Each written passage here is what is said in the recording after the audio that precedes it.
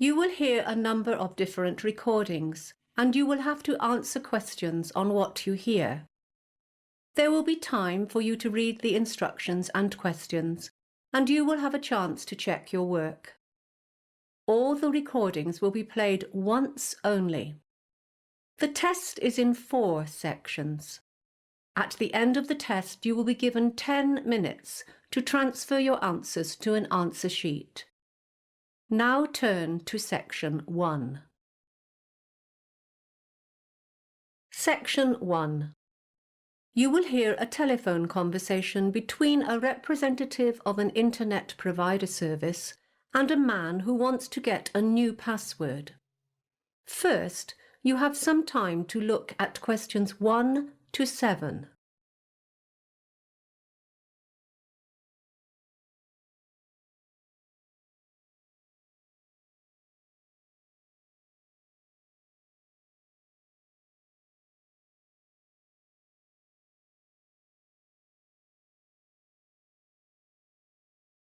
You will see that there is an example that has been done for you. On this occasion only, the conversation relating to this example will be played first. Good evening, this is WebNet and you're speaking with Natasha. How can I assist you today? Hello, Natasha. I tried to log into my WebNet account yesterday and I realised I'd forgotten my password. Are you able to help me with that? The person answering the call says her name is Natasha, so Natasha has been written in the space. Now we shall begin.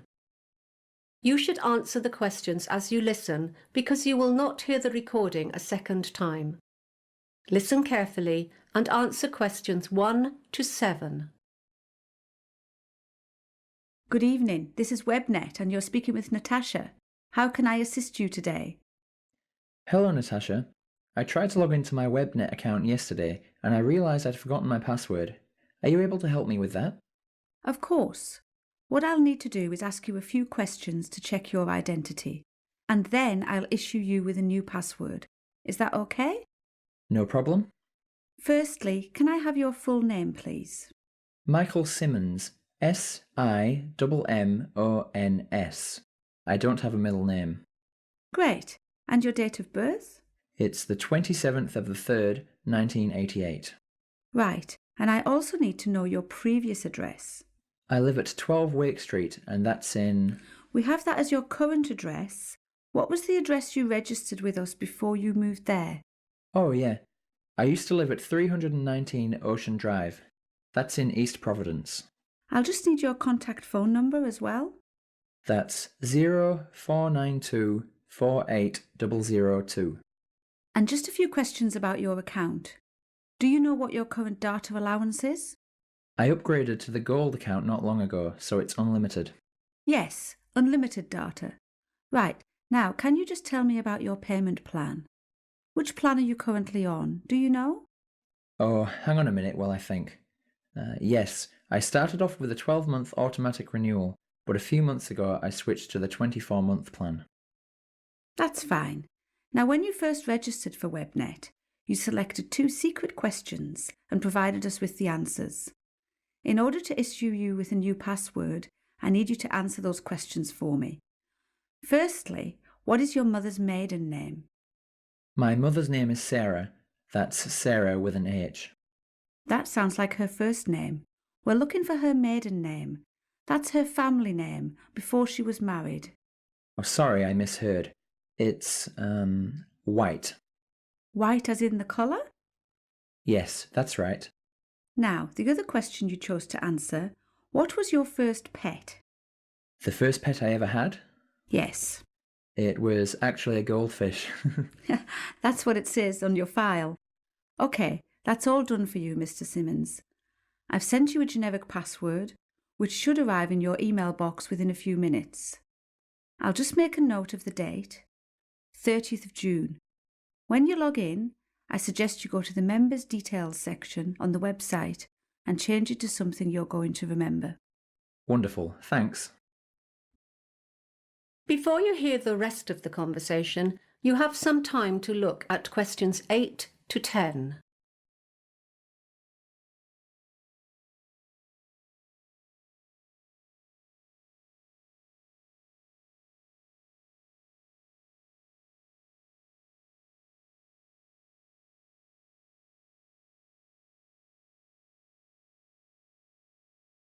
Now listen and answer questions 8 to 10. Is there anything else I can help you with today? Yeah, there are a few things. I've been having some connection issues recently. I think the problem is with the cable that connects the modem to the computer. Do you supply those? You need a new cable. Not a problem. I'll arrange for that to be sent off tomorrow. Thanks. Also, I'm currently signed up for 3 of your services: home phone, mobile and broadband. I use the internet a lot, on my computer and on my mobile, but to be honest, I never use the home phone and I don't see why I should keep paying for that plan. Would you like me to cancel that home phone for you? Yes please, if you wouldn't mind. Done. Is there anything else? Yes, just one last thing. Do you offer any antivirus products? Yes, we have one which offers full protection against viruses, spam and identity theft, which is useful if you're doing any online banking and that kind of thing. It's called the Security Pack. Sounds perfect. Sign me up for one of those, please. And we've got another one. It's called the Parenting Pack. It prevents your children from accessing harmful websites and downloading things they shouldn't. I'm not so worried about that anymore. Both my children are adults and have left home. So, just the security pack, thanks. That's everything. That is the end of section 1. You now have half a minute to check your answers.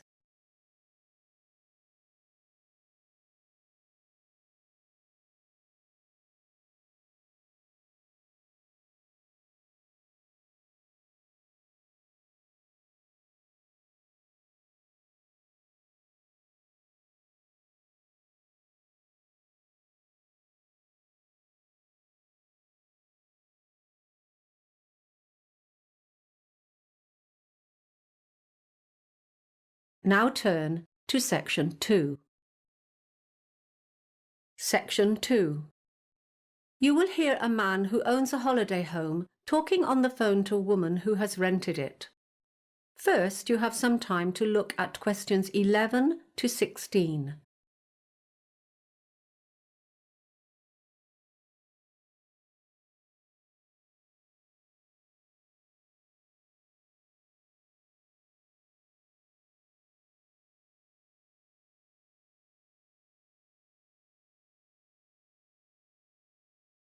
Now listen carefully and answer questions 11 to 16. Hello, Ron Smith speaking. Hi, this is Kayla Lawton. I signed up with the Holiday House agency to rent your beach house, but the agent isn't available today and I have a problem. I can't remember what she said about the alarm system.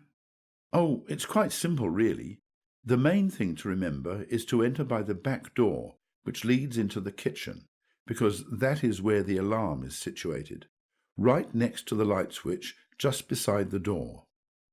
If you go through the front door into the living room, it will take you longer to reach the alarm, and you only have a few seconds to deactivate it. The code is 3498. Okay, I've got that. The agent will have given you the back and front door keys, but there are other keys that you may need for the garage, the laundry, and the little garden shed. You'll find them hanging on a hook inside the cupboard in the hallway, next to the hot water cupboard. The laundry room is outside, next to the garage. It should be kept locked, so please remember to return the key to the hook when you've done your washing. The last tenant lost it somewhere in the garden, and I had to have the lock replaced. There should be some laundry detergent for the washing machine next to the dishwashing liquid under the kitchen sink. Oh, now, about the linen. The sheets are already on the beds, and there are lots of towels at the house too. Of course, you'll want to enjoy that lovely, safe swimming beach as much as possible. You'll find a pile of beach towels in a basket on the washing machine. Feel free to take these to the beach with you. We have lots of them, and they're pretty old, so it doesn't matter if they get a bit dirty or sandy. There are other newer towels for use in the bathroom only. These are in the hot water cupboard on the shelf up above the cylinder. Please don't take these ones down to the beach. What else? Oh yes, I should tell you that the electricity supply is generally reliable, but sometimes there are power surges which make a few light bulbs blow. If that happens, don't worry. There are spare light bulbs in a shoebox on the chest of drawers in the bedroom. That reminds me, the main power supply is switched off at the mains box, which is above the front door. The first thing to do when you arrive is to pull down the large lever. It's clearly labelled mains switch. You don't need to touch any of the other switches. Thank you. Anything else? Before you hear the rest of the conversation, you have some time to look at questions 17 to 20.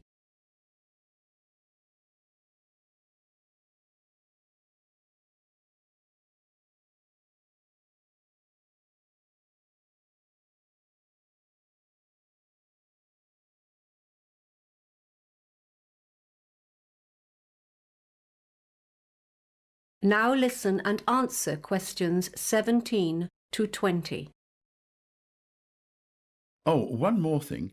Something that might interest you is a folder of local information. You know the sort of thing. Interesting places to visit, opening hours for the shops and services in the town, plus a little map of local walks. It's on top of the TV along with the remote control. Parking in the town is usually really easy, except for weekends, when the place is swamped with tourists, so I would recommend doing your shopping on weekdays. Oh, one thing though, if you want to combine a shopping expedition with a visit to the Early History Museum, you should know that it's not open on Mondays. There are lots of good places to eat in town too. You'll find a list of menus and takeaway prices for some of the more popular local cafes and restaurants. If you like Chinese, the Happy Dragon has excellent food, or I'd recommend the Pizzeria if you prefer Italian. They have a good selection of takeaway pasta and pizza as well. The Happy Dragon is a firm favourite with the locals though. Both restaurants deliver free of charge, but note the phone numbers have changed since the menus were printed. Phone 3231190 for pizza and 3239911 for Chinese. You won't be disappointed. Thanks a lot. I'll do that. That is the end of section 2. You now have half a minute to check your answers.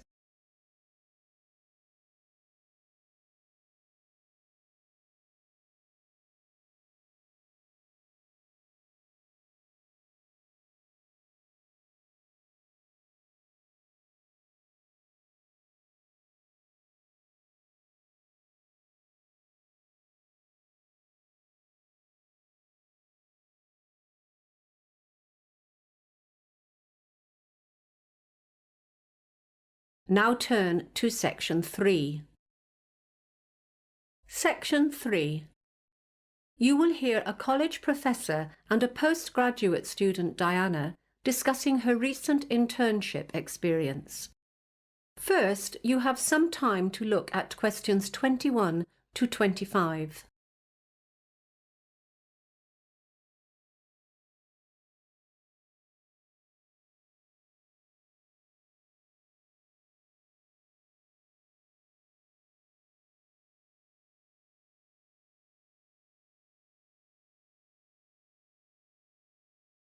Now listen carefully and answer questions 21 to 25. Thanks for coming in today to discuss your internship experience. Completing some sort of work experience, like an internship, is a core part of our master's program, and we want to make sure students are able to make the most of it. That's fine. So, as I understand, you were offered an internship by Gregory Associates, is that correct? Actually, I got offers from a few companies, but Gregory Associates was the only one I seriously considered. Was there any reason for that? Yeah, they didn't offer the best conditions. Some of the other companies were offering to cover transportation and other living costs, that kind of thing. But I knew Gregory Associates was a widely recognized leader in the industry, and that was the big factor for me. And were you happy with your choice? Well, yes and no. Mixed feelings? Yeah, I mean, don't get me wrong. Everyone in the office was great. They didn't talk down to me, and they were always happy to assist if I wasn't sure about something. Was it the work then? Some students do find internships a little tedious and boring. It's not that it was boring. I was doing new things every day, and I loved that. They really kept me on my toes. It's just that I'm studying economics, you know?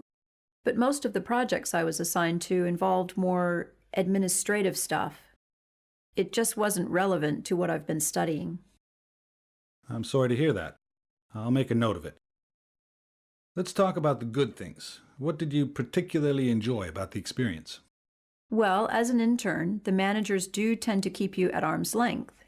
They just don't trust you enough to let you take on a lot of responsibility for the big projects. That's understandable. Yes, but in a way, I liked that, because I got to stand back and watch and get a real sense of how a company like that runs on a day-to-day basis. And that was the highlight for me. Well, that's great to hear. How did you find managing the internship alongside your study commitments? Well, because my internship was over the summer break, that wasn't an issue for me at all. Okay. What would you say was the biggest struggle then? In the beginning, I might have said the hours. Those 6 a.m. starts were tough. But I quickly got used to that. In retrospect, the biggest difficulty was getting by on such a tight budget. As I wasn't earning anything, the whole experience really drained my savings account. Yeah, that can be tough. And my last question, what was the outcome of this internship for you? Some of our students are lucky enough to get offers of employment before finishing. At first, I was hoping I would be one of them. In the end, I wasn't, but I'm happy about that now. Why is that? Well, over the course of the internship, I ended up reconsidering whether this industry is really for me after all. I'm going to finish my degree, because I'm only a semester away from graduation now. But then after that, I've decided to pursue a different line of work. Well, I do hope you're successful with that. Before you hear the rest of the conversation, you have some time to look at questions 26 to 30.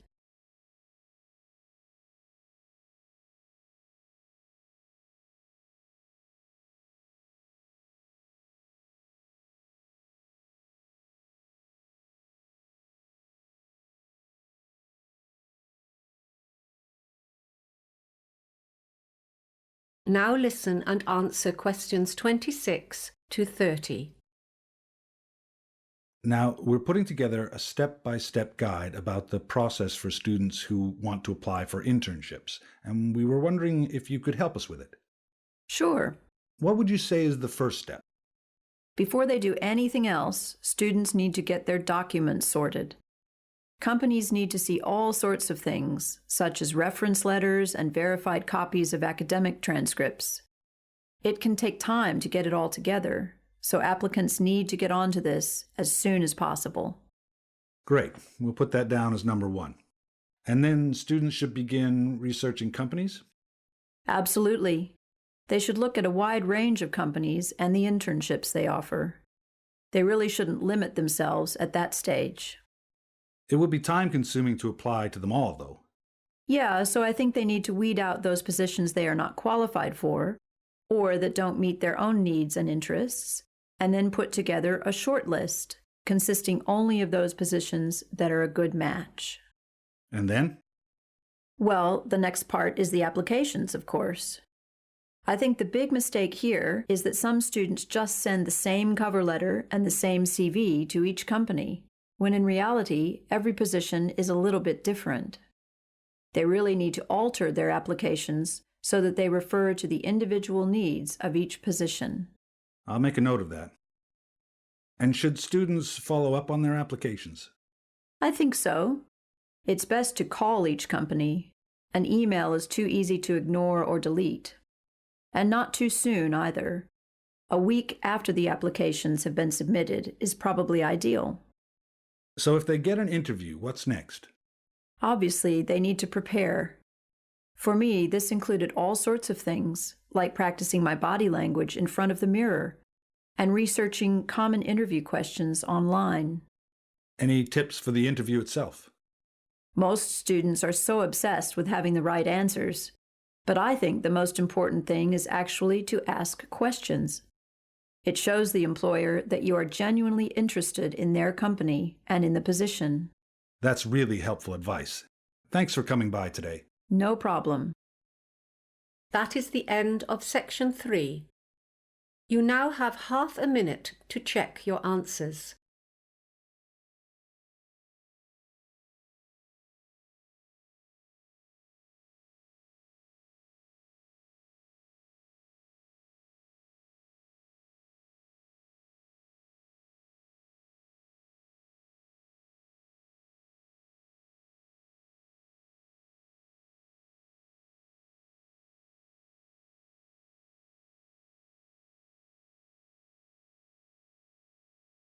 Now turn to Section 4. Section 4. You will hear the first lecture of a course in development studies. First, you have some time to look at questions 31 to 40.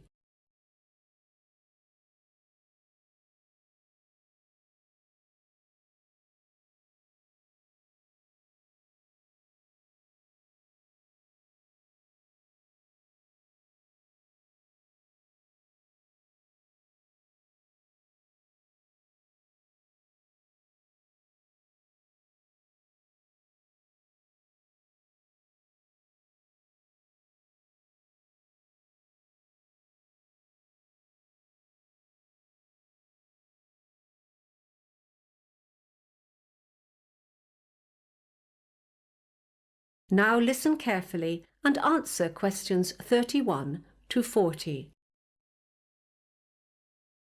Good morning, everyone, and welcome to your first lecture in Development Studies. Development Studies as a discipline can be boiled down to a couple of core objectives. Basically, we are trying to understand how it is that societies experience particular kinds of change and how they progress as they develop. We're also trying to go beyond that, however, and work out how different sorts of actions can facilitate or even encourage these changes to happen. To achieve these objectives, there are two key approaches that underpin development studies. Firstly, there's a theoretical approach, which is all about the how of change. With theory, we can explore some of the big questions. What kind of change should we aspire to, and how can this be achieved? But we don't just talk. We've also got to apply some of this thinking. So, through the applied approach, we're looking at specific policies and trying to understand how they can most effectively be put into place. Although we try not to limit ourselves, we do focus on a few key areas. Due to our location, for example, the Asia-Pacific region is an important area of research for us. At the moment, we're doing a lot of work on urbanization, and there are two elements to this. One is employment, as urbanization leads to major employment problems, and the other is housing. With so many people moving to cities, many of them struggle to find a place to live. Other issues of particular interest to our staff are migration and, of course, trade. So, what will you be able to do with the degree in development studies? Well, firstly, you'll develop a full working knowledge of all aspects of development. You'll also learn how to gather data. We include sessions on how to gather statistics, but we mostly focus on textual data, that is, policy briefings, research reports, and so on. Once you've done your research, you need to know what it all means. After all, there's not much point in collecting a whole lot of data if you don't know whether it's significant or not. So we're going to teach you how to critically evaluate your findings. And finally, teamwork is a big part of development work. Your major piece of research work for this class is done in groups of 4, so you're going to learn how to cooperate as a team in order to plan and conduct this research assignment. I want to move on now to give you a brief overview of how development studies has evolved as a discipline since it was first established. The first thing to note is that, unlike other subjects such as mathematics or philosophy, development studies is very young. It began taking shape as a formal discipline only in the 1950s. At that stage, economic concerns were at the forefront of nearly all research efforts. researchers assumed that development in general could be measured by indicators such as gross domestic product, GDP, or unemployment levels. In the 1970s, a new set of scholars took charge. These researchers, informed by the social movements of the 1960s, brought a new set of issues to the table. At that time, development studies grew increasingly critical of established practices and the assumptions that lay behind those practices. Questions were raised in three areas: the role of power in creating policy, the importance of environmentally sustainable change, and problems with inequalities in terms of gender. From the 1980s onwards, the economy staged a comeback as a centerpiece of development practice. A key factor here was the reduced significance of national governments due to a number of market-led reforms in many countries around the world. In contrast to the 1950s, however, researchers have recently shown a heightened interest in smaller-scale economic projects. One significant innovation here is the idea of making tiny loans, sometimes only a few dollars, to help women in particular to start up a small business. And that brings us to today. So let's finish now by talking about... That is the end of section 4. You now have half a minute to check your answers.